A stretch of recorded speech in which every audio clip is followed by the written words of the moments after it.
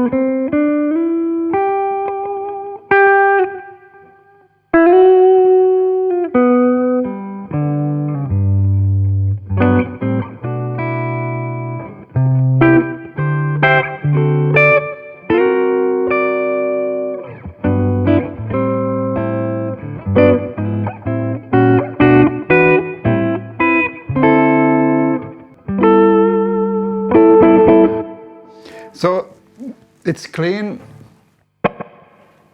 There's a little delay going on. That's just nice, right?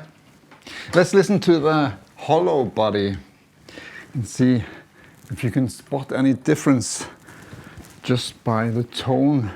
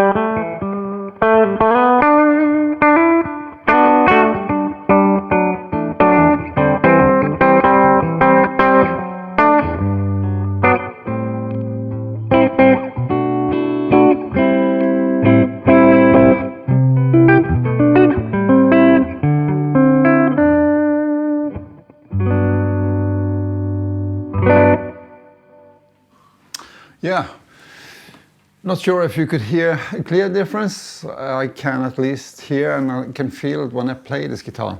This guitar has a narrower neck. It's more pleasant for me to play this in a way.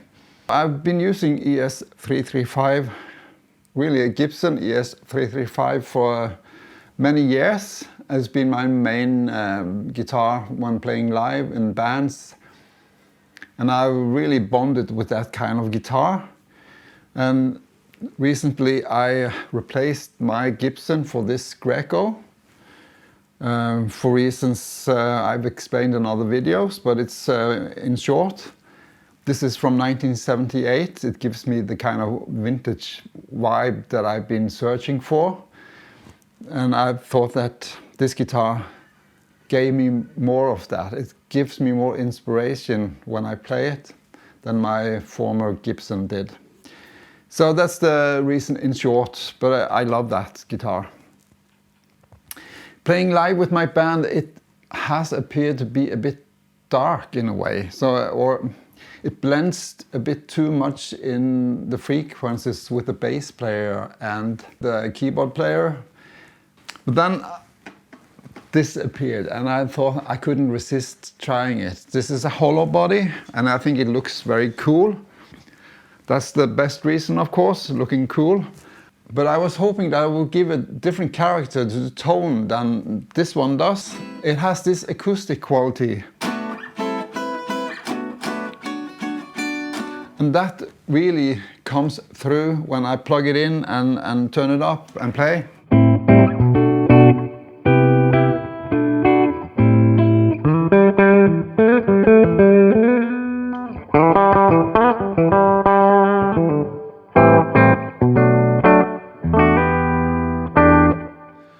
So I've been using this a lot lately and I love it. It's great. Also just to have beside me unplugged because it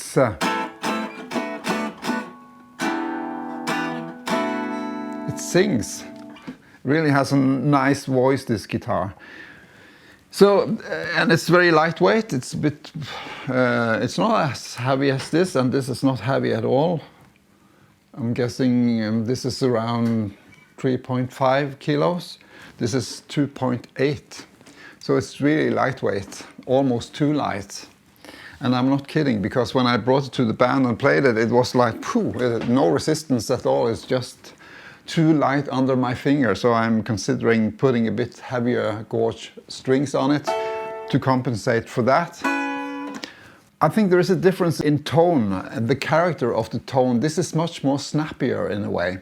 And I need to talk about the pickups. These are Maxon U1000, and these are low output PAF style. Now these are said to be Maxon U4000. I can't confirm it because I can't get them out, or I haven't done anything to do that yet because the screws are ruined. So I need to drill them out with some kind of tool. I haven't prioritized that yet. So, but they are most likely original, and then they are supposedly U4000. They are kind of a medium output PAF style, as I've learned. And I think that I read somewhere, and I think it makes sense, that the lower output pickups will let more of the character of the wood or the guitar come through in the tone. It doesn't add compression or mask what the body is doing. It's what it sounds like to me also. It sounds like it lets more of the guitar come through when I play. So I can hear much of that acoustic property coming through in the tone. So yeah, that's what I love about this guitar. But it has challenges, of course, to have a Hollowbody in a loud band. It will feedback, so I will show you that if I play this guitar. Now I've added the Sweet Honey Overdrive just with a tad of gain to compress the tone a bit. I'm not playing loud in here, with the band I will play a bit louder and more frequencies, or it will resonate more with the body. So it was easy to provoke a feedback at the rehearsal with the band, but it's easy also to control. But I'll push a fuzz now. And that's also on a low volume, but listen to this.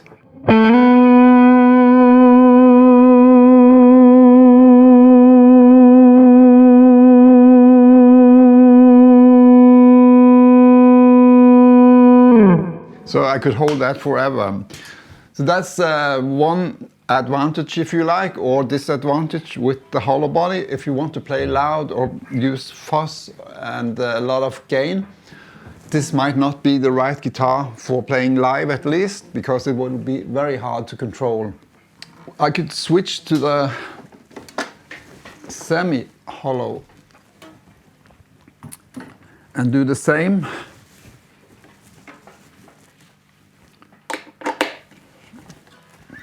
This is just the overdrive. And then with the fuzz. So the tone dies. It's no.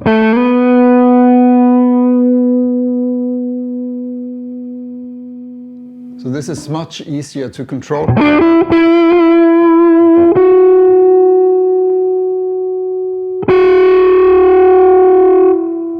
So yeah, let's put a Hollowbody to the test again. And I also can hear that the output from that semi-hollow with the U4000 pickups is a bit louder. Okay, let's just do overdrive. Pushing the fuzz.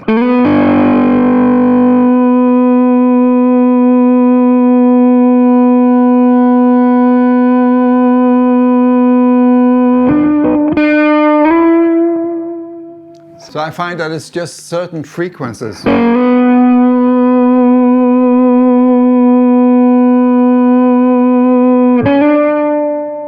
Right?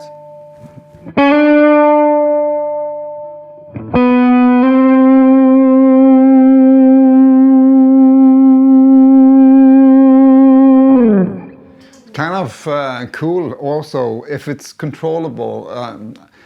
Not sure how controllable it will be playing live at a louder volume. This is not that loud in here, so so you get the point. There's one thing with this that is almost fragile. I feel it's very lightweight, as I said, and it's almost like I'm afraid to bring it to a gig, because I'm afraid I will harm it very easily when it gets tossed around, or yeah, you know. So I'm planning to get one more of these as a backup. I think the guitars could be used for any style. You just have to be aware that this is more prone to feedback than that one. It's much more controllable. The tones are also more compressed in a way, I feel. This has more of the acoustic properties. And I'll show you one more guitar. Hang on. Just for the sake of the Hollowbody discussion, so it's not a discussion, but we are talking about it, right? So this is also a Greco. I'm so fond of these Greco guitars. This is from 1974 and the model is S55. Really a copy of the Gibson 175. Beautiful guitar. So this is a Hollowbody with a very fat body here, so this will probably feedback also very easy.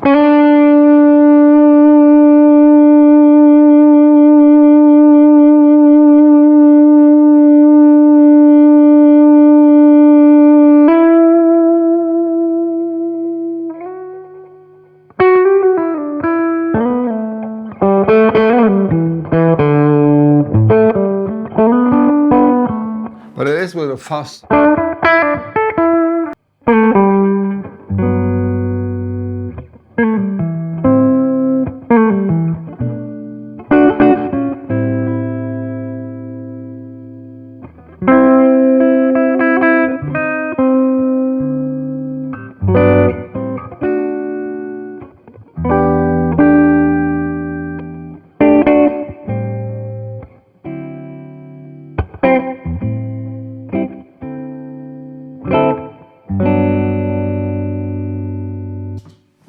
So many nice guitars.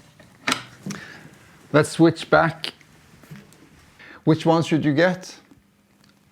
I have to say the same as when I started this video. Get both.